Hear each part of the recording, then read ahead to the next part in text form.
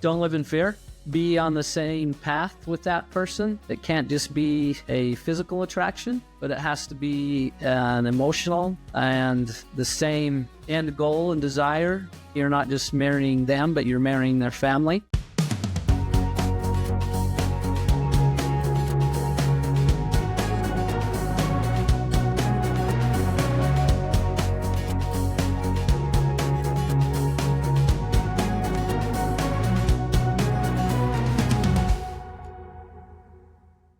Hello, friends, and welcome back. Have you ever wondered if your best love story could still be waiting for you after divorce? Today, we're sharing another powerful life after divorce journey that just might change the way you think about second chances. So grab your favorite drink, pull up a chair, and let's dive into Dan and Jan's remarkable Side B second chance love story.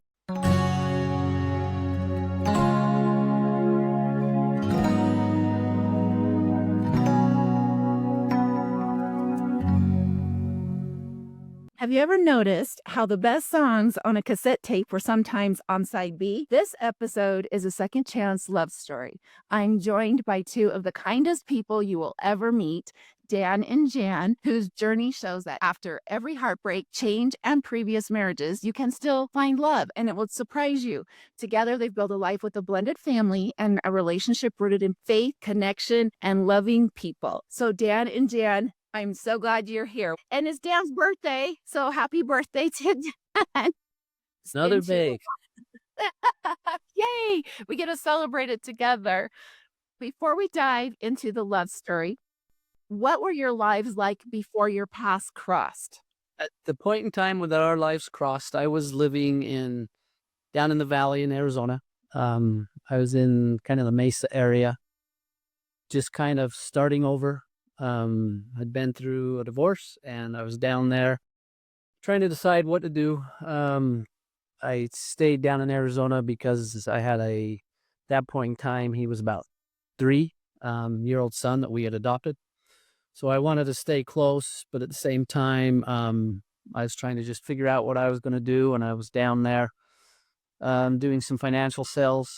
And, so yeah, that's what I was doing. And, I would have my son every other week for like 3 or 4 days. And so I was just living that life and living the dream of that and basically trying to move on and decide what I was going to do. I was living in American Fork, Utah, which I still am. And a single mom with 4 kiddos, and they were ages 11, 8, 12, 9, 5, 4. And I was working as a nurse and teaching piano lessons and voice lessons to help make ends meet. You know, just trying to life stable and secure for my little flock. Their dad wasn't involved much. He would come and go, but he did not take them on weekends because he wasn't living in a stable enough environment where they could come. And so it was pretty much just me. And I was working in a capacity with the youth in our church, and we went on a girls' camp, and one of the women leaders along with me was asking me about being single and whatnot, and she told me that she had a brother-in-law that was going through a similar thing, and he lived in Arizona. I mean, we're up here in Utah, and I was like, oh, I feel sorry for anyone that has to go through that, but that was as far as it went. So that was at like a girls' camp we were at. So how did you two meet if you were in separate states? So that gal who I had told you about at girls' camp, a couple months later, she said, she asked me if I'd ever been to the Shakespeare Festival, which is a big deal here in Utah. It's held in Cedar City, Utah, and it's just a huge event where they have a bunch of Shakespeare plays and other plays that go on. It's a big festival, and people come from everywhere to come to it. And she said that it was kind of a tradition in their family to go down to it, and asked me if I'd ever been, and I said I hadn't been. So she invited me to go, and it happened to coincide with a weekend where my former husband was wanting to take my kids camping. So I thought, okay, if they're going to be camping, then I guess I could go.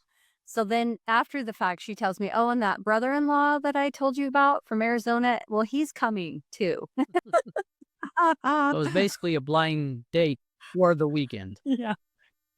You were like getting set up. And they had given me a little bit more information, but they told me up front that she was coming. So at least I knew that, but not a whole lot more. I know that I was told she had kids and stuff. What were your first impressions of Jan? And Jan, what were your first impressions of Dan? We showed up for the play on a Friday evening. I met them, I think did we eat first or did we just fast food, right? It was at Arby's. Yeah, that's right. So yeah, we just went to eat because we didn't have a whole lot of time before the play was going to start. So we just met at Arby's. We were just small talk, visiting. I think I had the thought, oh, she's a nice, cute lady. But I think I talked to my brother, I hadn't seen for a long time, and my sister-in-law probably more than to her there at the beginning. Yeah, when we met up, I just thought, oh, he's really nice. He's nice. He looks like he's been through a lot, but I didn't have Had kind of long hair then. long, more than what you got now. Well, down past my collar, I think, with that. Yeah, I didn't think I just thought, poor thing. I wasn't really feeling it for him at the time, but I thought he was super nice. But when we went to the play, it was me and his sister-in-law and his brother-in-law and him. So we were on opposite sides of each other at the play. We didn't even sit by each other at the play. And that was just the first evening of the weekend. I had come up from Arizona. They had driven down to Cedar City, and my family's from the St. George area. And so we all just went and camped out down there at my aunt and uncle's house. Got up the next morning and went golfing. And Jan doesn't golf. but we went golfing, and we had a lot of fun because it was just relaxed. There was no pressure of anything at all. And we just went out and kind of had a lot of fun. And she made a putt from probably about 20 feet away. And she just started laughing hilariously. At the point in time, later she told me, she said, that was probably the first time I had laughed like that in a long time. So it was just so casual, but we both got to know each other without any pressure because we weren't expecting anything. I went up there. I'm sure I went up thinking, okay, I'll go meet her, but it was also just me, same thing. I was just kind of getting away from everything and visiting my brother and that kind of thing. So the third day after the day we went golfing was also the day that Princess Diana died. Oh, I remember that day. Yeah. We spent the evening watching everything on TV about that. I remember his uncle saying, because he and I were staying downstairs in the basement alone. He was in one end and I was in the other. But his uncle said, do we need to have any supervision down here for you two? And we both laughed and said, no problem. You don't need a supervisor. Then the next day we went, and it was Sunday, and we went to church together. And it was just nice to be there with somebody who really wanted to be there, right? We were sitting by each other at church. By this time, we kind of had broken the ice and we were better friends. I just remember I went to kind of arrange my skirt because it was kind of underneath me, funny, on the bench, and our knees touched. And it was weird because I felt this funny feeling. And we call it a zing around here. If you've watched Hotel Transylvania, you know about the zings. It was like a zing. And I felt something and I thought, this is so weird. Like, I don't get this. But anyway, after the fact, way after the fact, apparently he felt the same thing. Yeah, later on, we started talking. I can't remember if I asked her first or what about it, but it came up that when we were sitting there in church that our knees had touched and we both had this zing or shock or something go through us. So we left. I headed back to Arizona. She headed back home to her kids. And I was, even before that, as I mentioned, I was trying to decide what I was going to do, figure out my life and that kind of thing. And all of my ex-wife's family is from Arizona. All my family was in Utah. Okay. I just started thinking and having the impression that I should just take the opportunity. I was also having the feeling that it was hard on my son at the age he was at to bounce back and forth so much. And so I was just thinking it'd be best if he was with his mom most of the time. And then I could get him after a longer period of time for a week or something. So I made the decision that I was going to, this is after I'd met her, but I was thinking I'm just going to go back up to Utah, be around family, to have that support at that point in time in my life, and go back to school and work on and go get a master's. And so that was kind of my plan. And just along with it, I thought, oh, I'll just reach out to Jan. And back then it was, letters. There wasn't even email. And so I wrote her a letter. I think it was on a card, and just said, hey, I'm planning on moving up there. I'm going to go back to school, and maybe we can go to a BYU football game or something like that. And something like that. I said, maybe I'll ask this cute blonde that I know. And so that was kind of me flirting through the mail. Yeah, and I said back to him, you can leave the cute blonde home. I'll go with you to the game. Oh, Jan, you are that cute blonde.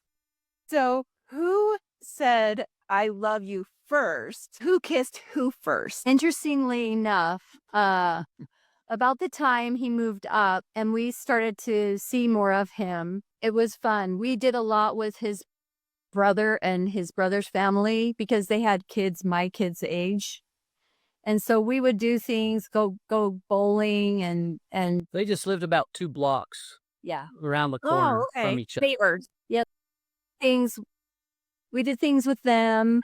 And so the kids felt comfortable. They didn't feel like he was taking me away. It was always, let's go do something fun with those kids. And by the way, their uncle's going to hang out with us too. So it was comfortable for them. And about that time, we were spending more time together. My former spouse decided that maybe we should go to counseling. It had been 2 years since we'd been divorced, but I think he felt like his little foot in the door was kind of getting pushed out. So he wanted to try again and see if we could make something go. And I had been wanting this forever, but he just couldn't see the value in what we had had. It had been a long, rough road. So I thought I should try. I need to try if he's willing and wanting to. At that time, Dan was really supportive of me, but he thought it was kind of a dumb idea.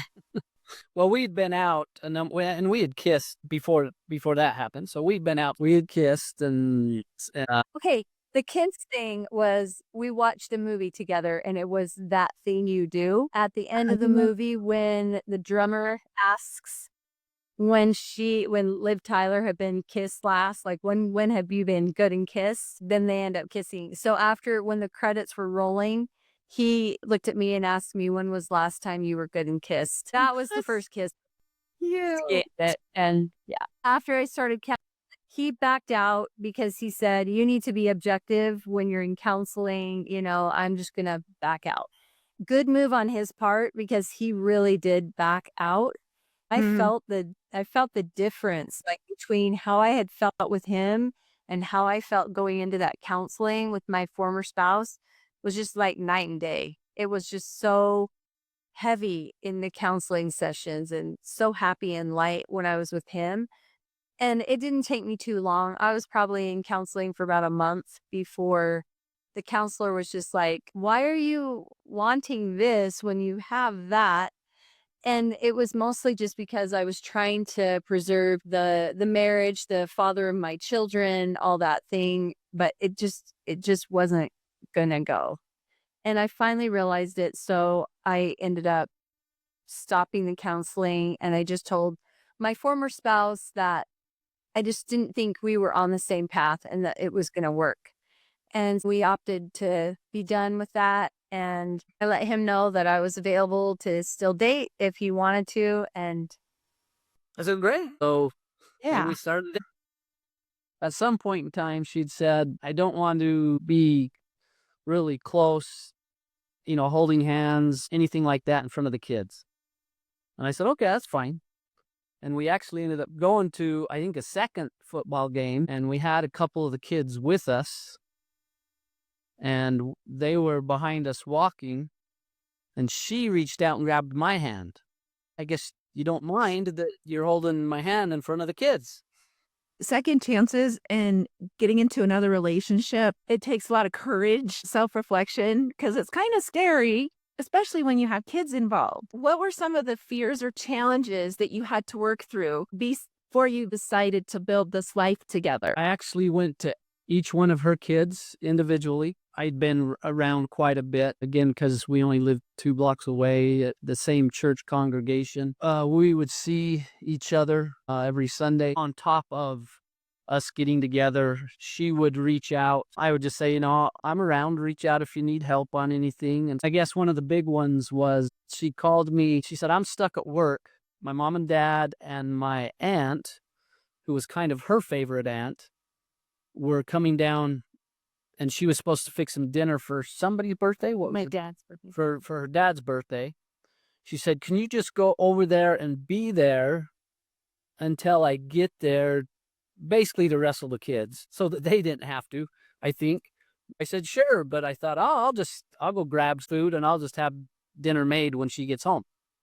Because I cook and I enjoy cooking. And so I ran and grabbed some stuff to make some chicken pasta salad and my sauteed mushrooms, that type of stuff. And so when she walked in, dinner was already there. Her mom and dad were there. And I think I had met them at that point in time, but I hadn't met the aunt. And so we were just visiting and talking. Her aunt kind of grabbed her and leaned over and said, you better not let this one get away. So, you feed people, it warms their bellies and their hearts. And that was kind of a big step for her also to be able to move forward. Of course, I went and talked to her dad and mom and touched base with them. But before that, I talked to her kids. They were all happy, excited about it. That was a big help. And we knew we'd be merging families. But my son at the time lived with his mom down in Arizona. And so it would be me just kind of coming in. We just decided to try to keep things and at that point in time, I was just kind of working part-time and still planning on going back to school. So we just said, I'll just move in with her so that we don't have to disrupt the kids at all. They can just stay in their home. Yeah. And so that was a decision we made, which I think helped them. We got married and started life. And it's been a roller coaster. Roller coasters are fun, though, aren't they? Right? I know that, right? How long have you guys been married? We will be celebrating 28 years, the 26th of March. So just coming up. Wow. Oh my gosh. Almost happy anniversary. What does your family look like today? Yes. Well, just jumping back to what your fears were before, I felt like my boys were going to be okay with the merger. And it seemed like my daughter, I had 3 boys and 1 girl. I felt that they all seemed to be okay with it. But now, later on in life, our daughter said that she really struggled with it and didn't feel that she could say anything. So that's been a challenge for Right. us and her, because she really, really missed her own dad and had a hard time letting in someone else to her life. And, all the kids have had their ups and downs with merging. Overall, it's been awesome. And he really made great strides with the boys because he coached them in their sports. He coached football, baseball, everything but soccer. He didn't coach soccer, but he was with them a lot coaching. And he even coached our daughter in basketball. He coached the boys in basketball too. That helped a lot. And his little boy was adopted. They weren't able to have children in his first marriage. And so we thought after we'd been married for a while, we might see if we could have one together, just to kind of tie a bow on the family and everything. And he'd come in and taken over with 4 kids. And then his child would come up, Micah would come up and stay with us from time to time. And it was going pretty good. So we thought, why not see? And it worked. And so we got a little boy. That was awesome. Everybody just loved Jordy. It was fantastic. And it was really fun to go through that together. Yep. We told them on Christmas Eve, after all the presents were out, weren't they on the tree? The other... We gave them each one present that had to do with that they were was kind of a baby type theme. and they all opened them and they didn't understand, except for the oldest one opened it and went, oh, he figured it out. But the others were going, what is this? They're like, what am I going to do with it? That What was, again? then we ended up having, because Micah lived in Arizona, there was this big 7-year age gap that we felt like poor Jordan down there on the end. We didn't want him to grow up by himself. I had a really strong feeling like we need to have one more. And he was feeling like, wow, we already have 6 kids. We probably don't need to add any more. And I said, no, there needs to be one more here. And so we decided to have one more, and Emily came along right after that. She and Jordy grew up together, and that was perfect. And when Micah came, it was still awesome to have him there. Micah ended up moving up here with us, so we raised him too. Yep, and that gave us 7, 5 boys and 2 girls. And then we got a crazy surprise when I was 45. She came home. It was, again, Christmas Eve.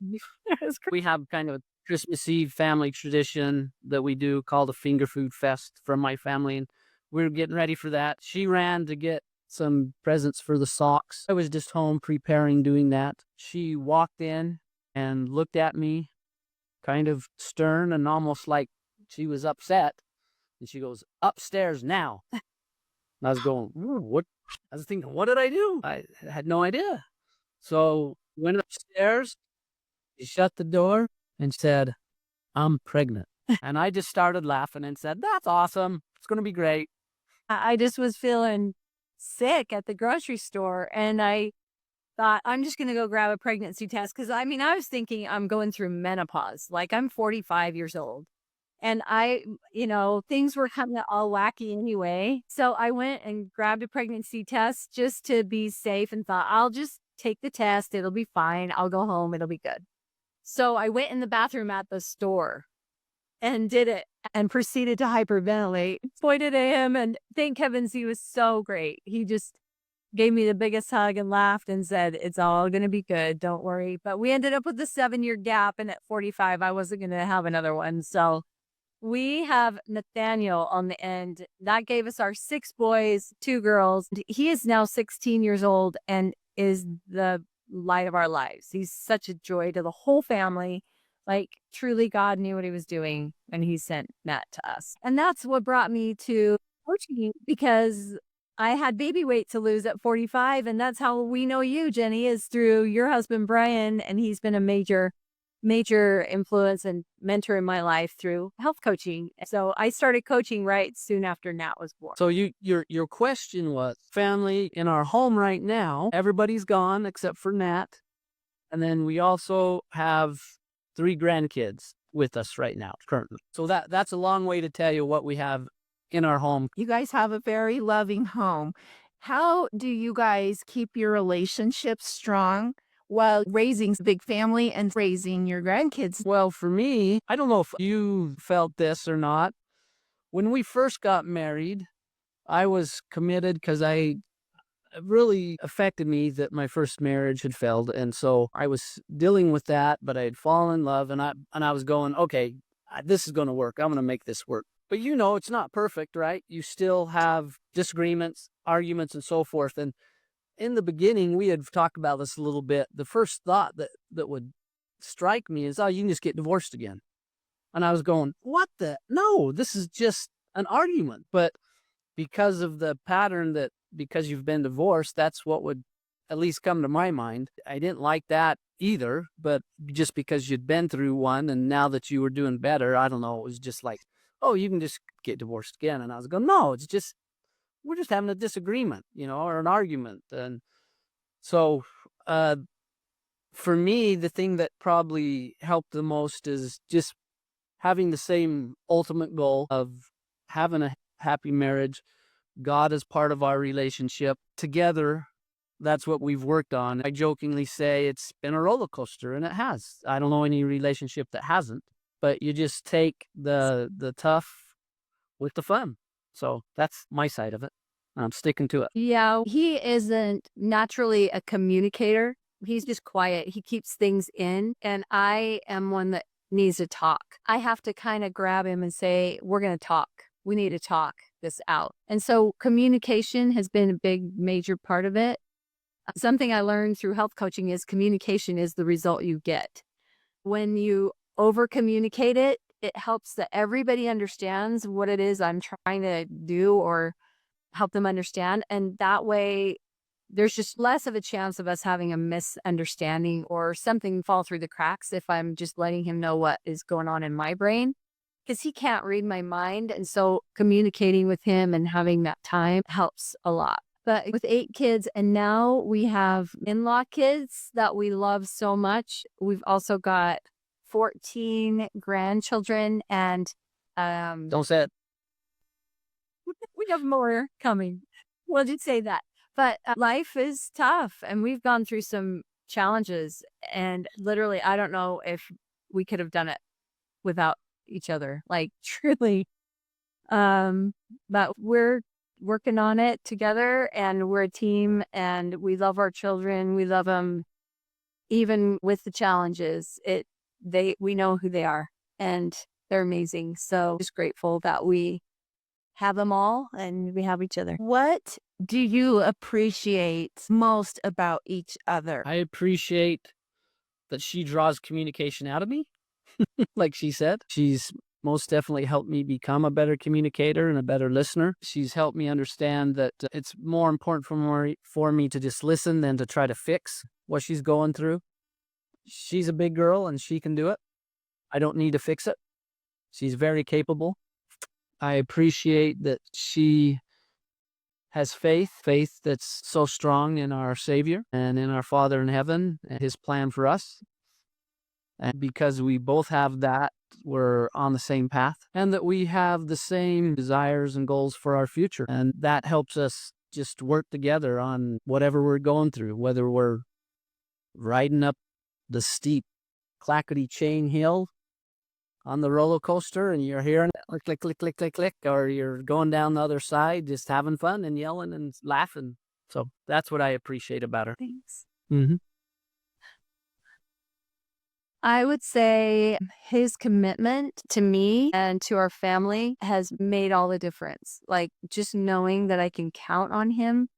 Like if he says, I'll be there at 8, he's there at 5 to 8. And he does exactly what he says he'll do. And the kids especially have appreciated that of him. And they love the feeling that I just know he isn't going to go anywhere. He's a hard worker. He is way better at so many things than I am. Like he said, he loves to cook. That has been a huge blessing in my life. I'd much rather clean up after the meal, cook it. So we figured that out about 9 years in. I love that he just does what he says he'll do. And the same thing he said about having the same goals and the same faith, knowing that we're locked in that way is really important for me. I love and appreciate him for that. My last question, what would you say to someone who feels like their chance at love has passed them by? I would say don't live in fear. Be on the same path with that person. It can't just be a physical attraction, but it has to be an emotional and the same end goal and desire. You're not just marrying them, but you're marrying their family.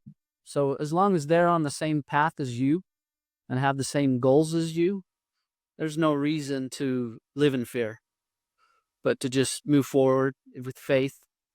Make sure God's part of your decision and your life moving forward, and you can have success. I just would echo what he said. Expect that good things can happen for you, that you're worth that, and that you deserve happiness and companionship and joy. Hang out in the places where you could attract the type of person, like become the kind of person that you want to attract and be around those types of people so that you have a greater opportunity to attract someone of that caliber. We all want to try to improve ourselves to attract that kind of person. And I dated a few times before I met Dan. I know that there are good people out there. But I remember thinking, I cannot take time. I remember praying, saying, Heavenly Father, if there is someone out there for me, you're just going to have to run him right through my life because I don't have time or bandwidth to go out and find this guy. So please just help me find him while I keep going. Because I had these 4 little kids that I was trying to just take such good care of and make sure their world wasn't, insecure or crazy. And I wasn't going to go dragging men through their lives. So the way he showed up and how smooth it was coming into our family as the uncle to our friends, and it just didn't have that big, it wasn't something that was super scary for our kids. It just flowed. And I think that every person can have that kind of thing happen for them if they're willing to look for it and be open to it, knowing that they deserve it. I love that you guys have an amazing side B love story. And, your journey reminds us that life doesn't always go as planned. Like, does it ever? But sometimes the most beautiful chapters begin when we flip the tape. If you're listening out there and you've experienced your own second chance, we'd love to hear your story. So visit secondchanceonlove.com and share it with us. We're gathering and celebrating second chance stories. Yours could encourage someone else who's still waiting for their side B. And remember, sometimes the most beautiful stories don't play on side A. They begin the moment life invites us to flip the tape.